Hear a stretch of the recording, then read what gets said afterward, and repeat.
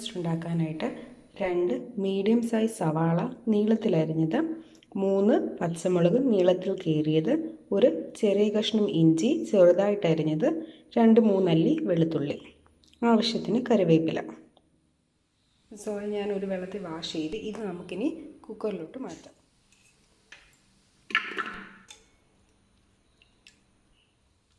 ഈ സോയിലേക്ക് നമുക്ക് ആവശ്യത്തിന് ഉപ്പും മഞ്ഞൾപ്പൊടിയും മസാലപ്പൊടിയും ഇട്ട് കൊടുക്കാം. മസാലപ്പൊടി എന്ന് പറയുന്നത് ഗരം മസാലയാണ്.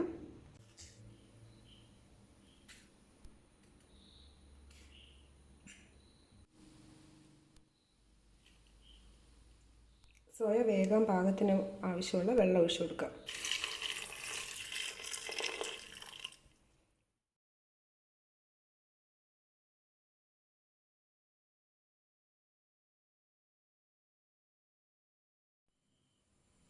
സോയ വെന്തിട്ടുണ്ട്. ആ വെള്ളം എല്ലാം പറ്റി നമുക്കിനി ഇത് ഒരു പ്ലേറ്റിലേക്ക് മാറ്റാം.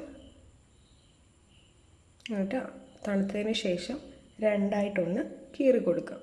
സോയ ചെറുതായിട്ട് രണ്ടായിട്ട് മുറിച്ച് നമ്മൾ ശേഷം നമുക്ക് വെളിച്ചെണ്ണ ഒഴിച്ചു കൊടുക്കാം.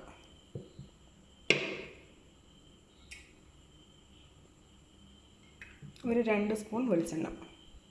ചൂടായ വെളിച്ചെണ്ണയിലേക്ക് നമുക്ക് കടുക് ഇട്ട് കൊടുക്കാം. കടുക് പൊട്ടിയതിന് ശേഷം കറിവേപ്പിലയും കൂടി ഇട്ട് കൊടുക്കാം.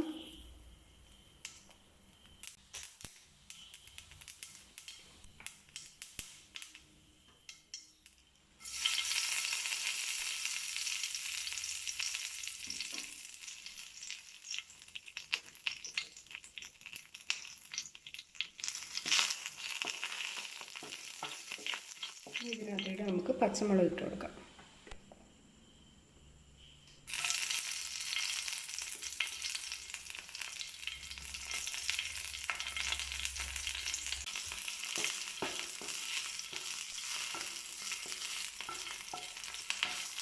നമുക്ക് ഇഞ്ചി വെളുത്തുള്ളി ചെറുതായിട്ടായിരുന്നു ഇഞ്ചിയും വെളുത്തുള്ളി ഇട്ട് കൊടുക്കാം.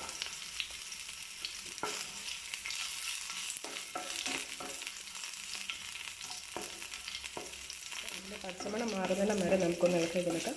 അതിനുശേഷം സവാള ഇട്ട് നമുക്ക് വാട്ടാം.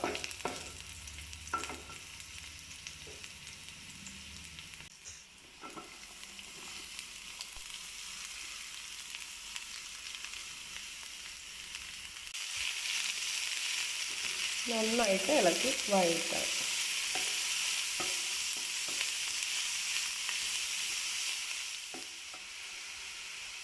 സവാള പെട്ടെന്ന് വഴങ്ങാൻ വേണ്ടിയിട്ട് നമുക്ക് ആവശ്യത്തിന് ഉപ്പ് ചേർത്ത് കൊടുക്കാം. നമ്മൾ സോയ വേവിച്ചപ്പോഴും ഉപ്പ് ചേർത്തതാണ്, അതുകൊണ്ട് അതിന് ആവശ്യാനുസരണം മാത്രമേ ഉപ്പ് ഇട്ട് കൊടുക്കാവുള്ളൂ.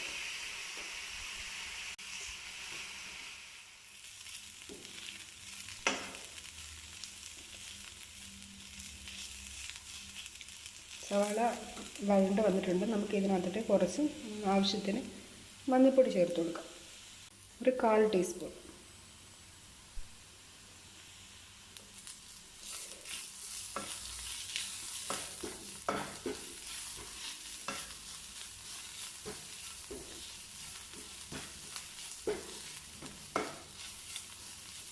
ഇനി ഇതിലേക്ക് നമുക്ക് ആവശ്യമായ മുളക് പൊടി ചേർത്ത് കൊടുക്കാം.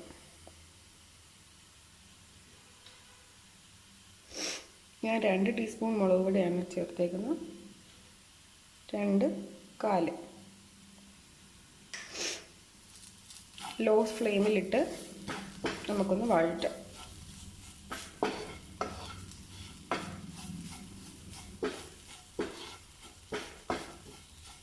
എൻ്റെ കയ്യിൽ ടൊമാറ്റോ ഇല്ല. ടൊമാറ്റോ ഉണ്ടെങ്കിൽ നിങ്ങളത് കീറി ഒരു മീഡിയം സൈസ് ടൊമാറ്റോ കീറിയിട്ട് ഇട്ട് വഴറ്റുക ഈ സമയത്ത്. അതുകൊണ്ട് എൻ്റെ കയ്യിൽ ടൊമാറ്റോ ഇല്ലാത്തതുകൊണ്ട് ഞാൻ കെച്ചപ്പ് യൂസ് ചെയ്യുകയാണ്. ഒരു 1 സ്പൂണോളം കെച്ചപ്പ്. ഇനി ഇതിലാക്കി നമുക്ക് സോയ വേവിച്ച് വെച്ചേക്കുന്നത് ചേർക്കാം.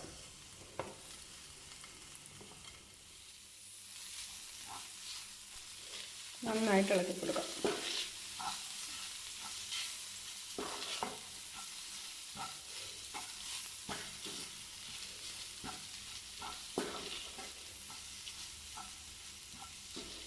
ഗ്രേവി ഒരുപാട് വേണമെന്നുള്ളവർ സവാള ഒരെണ്ണം കൂടി കൂടുതലായിട്ട് എടുക്കാം.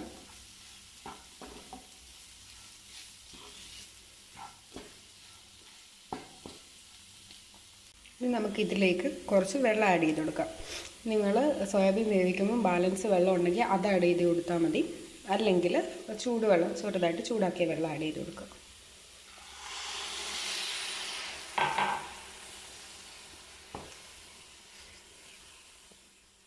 ഈ സ്റ്റേജിൽ നമുക്ക് കുറച്ച് ഗരം മസാല മുകളിൽ വിതറി കൊടുക്കാം.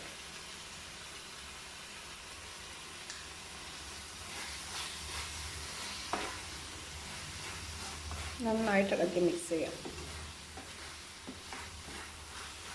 വേണമെങ്കിൽ കുറച്ച് നേരം നമുക്ക് ലോ ഫ്ലെയിമിൽ ഇട്ടിട്ട് ഒന്ന് അടച്ച് വെച്ച് വേവിക്കാം. ഇല്ലെങ്കിൽ നമുക്ക് ഈ സ്റ്റേജിൽ സ്റ്റൗ ഓഫ് ചെയ്യാം. ഗ്രേവി വേണമെങ്കിൽ കുറച്ചുകൂടെ വെള്ളം ചേർത്ത് കൊടുക്കാം, അല്ലെങ്കിൽ തേങ്ങാപ്പാൽ ചേർത്ത് കൊടുക്കാം.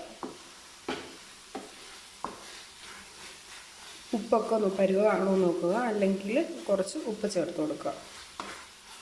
ഇവിടെ സോയ റോസ്റ്റ് ഇവിടെ റെഡി ആയിട്ടുണ്ട്. നമുക്കിനി സ്റ്റൗ ഓഫ് ചെയ്തിട്ട് ആവശ്യാനുസരണം സെർവ് ചെയ്യാം. ഇത് ചപ്പാത്തിയുടെ കൂടെയും ഇടിയപ്പത്തിൻ്റെ കൂടെയൊക്കെ നല്ല കോമ്പിനേഷനാണ്.